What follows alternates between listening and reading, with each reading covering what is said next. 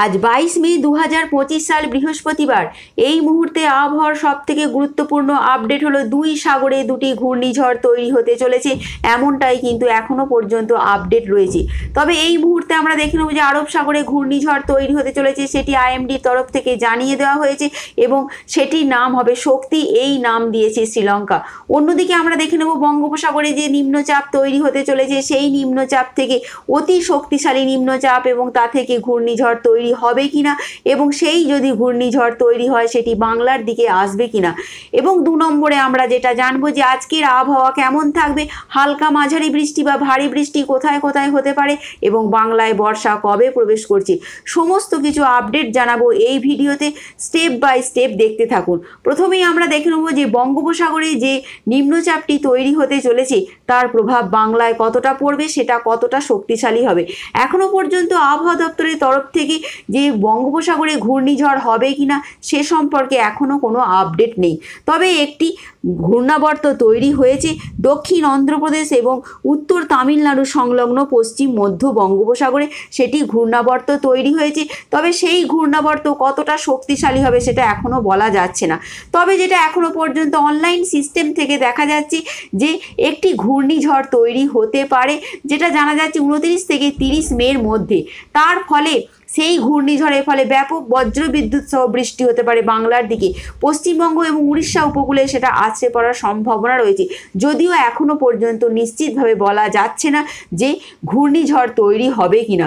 বঙ্গোপসাগরে যদি ঘূর্ণিঝড় তৈরি হয় সেটির নাম হবে মন্থা, সেটা নাম দিয়েছে থাইল্যান্ড, এমনটাই কিন্তু এখনো পর্যন্ত জানা যাচ্ছে। তবে এই মুহূর্তে আরব সাগরে একটি ঘূর্ণাবর্ত তৈরি হয়েছে, সেই নিম্নচাপ আরও শক্তিশালী হয়ে ঘূর্ণিঝড় শক্তি রূপে আত্মপ্রকাশ করবে, এমনটাই কিন্তু আপডেট রয়েছে। এর ফলে গোয়া, কর্ণাটক, মুম্বাই, মহারাষ্ট্র এখানে কিন্তু প্রবল বৃষ্টিপাতের সম্ভাবনা রয়েছে, সমুদ্র উত্তাল হতে পারে, এমনটাই কিন্তু এখনো পর্যন্ত আপডেট রয়েছে। এরপর আমরা দেখে নেব যে আজকে কোথায় কোথায় ভারী বৃষ্টি, কোথায় কোথায় হালকা বৃষ্টি হতে পারে।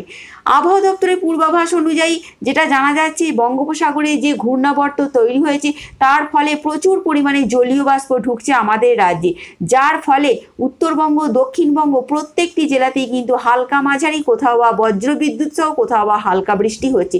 প্রতিদিনই আমরা দেখতে পাচ্ছি কলকাতা সংলগ্ন হাওড়া, হুগলি, বর্ধমান প্রত্যেকটি জেলাতেই কিন্তু বিকালের দিকে বা কোথাও কোথাও রাতের দিকে হালকা ঝড় বৃষ্টি চলছে।